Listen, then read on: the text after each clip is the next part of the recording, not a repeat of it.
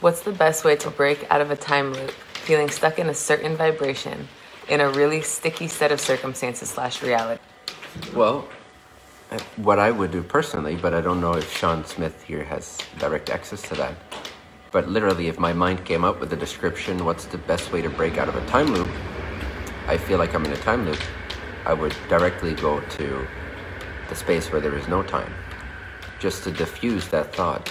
Basically, anytime you have a limiting definition, before you jump into believing that perspective and then trying to figure out how to solve things from within that paradigm of that perspective, realize that that perspective is creating the paradigm within which you're now going to have to find a solution for it.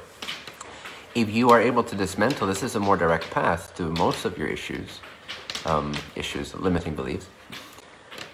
If you can diffuse, dismantle, undermine, see through, unbelief, the belief that creates the problem, then the problem typically also disappears. Now, there might still be some practical situations that you'll have to navigate, but the issue that you're projecting is really only there because you say that it is. So if you say, if I were to catch my mind thinking it's in a time loop, feeling stuck in a certain vibration, I would immediately go like, there is no time. Not just as a thought, like I would go to the state of seeing that there is no time. And then my whole limiting perspective would, because whatever you focus on from a limiting perspective state is going to open that limiting perspective up to whatever you're focused on. But most people are focused on elements that appear inside of the filter of their limiting belief. So you got to look for something that's outside that filter of the limiting belief, not elements within it. You got to switch paradigms to be able to soften that belief, and then that perspective will adjust itself. It will open up.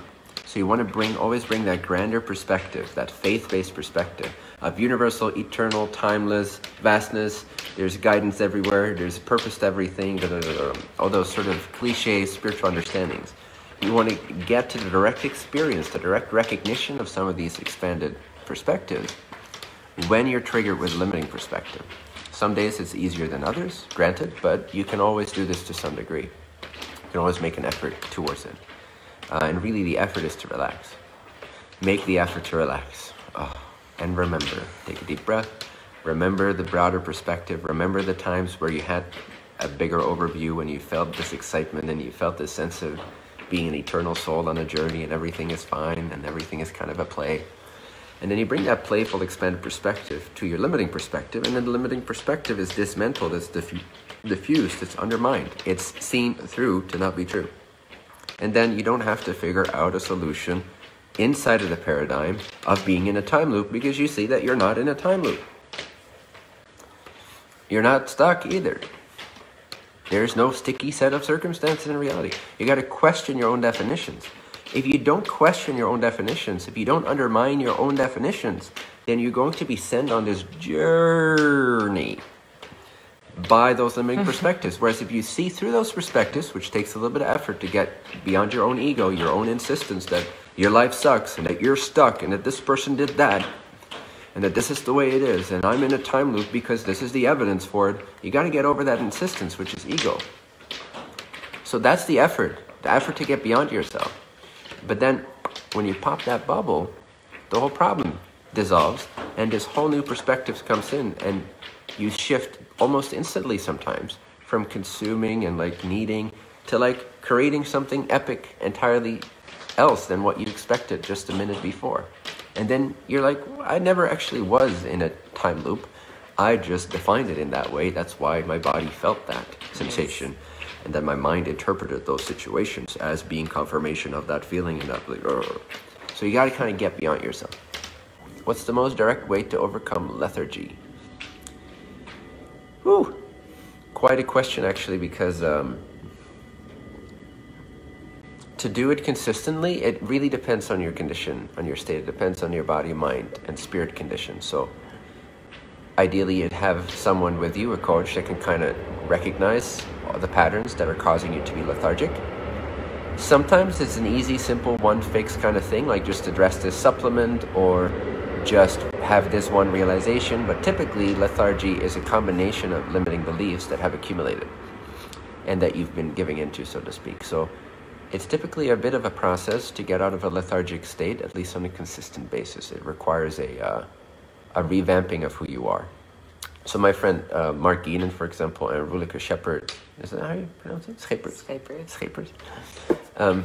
This is just an example. They've been exploring, I think they're going to teach it soon too, but for themselves what they did is like a 50-day, what they call it, 50-day? They'll have to chip in the comments or something. But it's like it's a 50-day commitment. Now that's not a simple one thing fix, because you got to commit to it, right? It's a 50-day commitment where they went on a new schedule, new sleeping schedule, where you basically change everything about your schedule. You change everything about like even your diet and what you're thinking and when you're meditating. And if you commit to that for 50 days, it'll give you a lot of clarity on your lethargy. And it has the potential to propel you out of it, at least to a degree it will. So if there is a one kind of fixed thing, I would say commit to a complete revamping of your inner and external life for an extended period of time. Because typically for lethargy, there's not a press this button and you're fixed kind of thing, in my experience. Nice. Unless your faith is, like with anything, okay, these limitations are not real. With anything, if just cuff them out, basically, just cuff out the limitations, and then be free. So any of these limitations ultimately can be overcome by faith and faith alone. Bam! Like if your faith is so strong and your intention and desire is so clear that I don't want to be lethargic anymore, and fuck, I'm not lethargic. It's not what I am. You can change overnight. It's possible. But your faith is going to be really strong.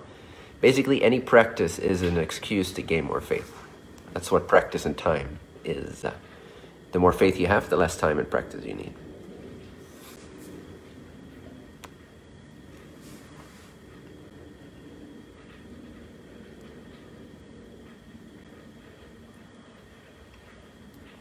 How to Truly, by Ishel van Doorn. How to truly know / become truth. I feel like all those resources just stuff my brain with information, but it does not necessarily deeply change my living experience. Beautiful question. And a lot of people have this experience. Stop thinking.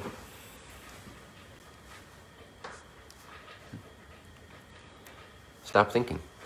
More and more, stop thinking. Recognize your mind. Don't give in to the stories. Don't give in to the inclinations. Don't give in to the desire to think, to accumulate knowledge, to do this, to do that, to believe what you believe. Just let that wheel kind of spin out. Like let the momentum die off. Don't fuel it. So deprive your mind, your thinking mind, of fuel. And when you do that, you will come to a clarity and a silence where the truth will make itself known experientially.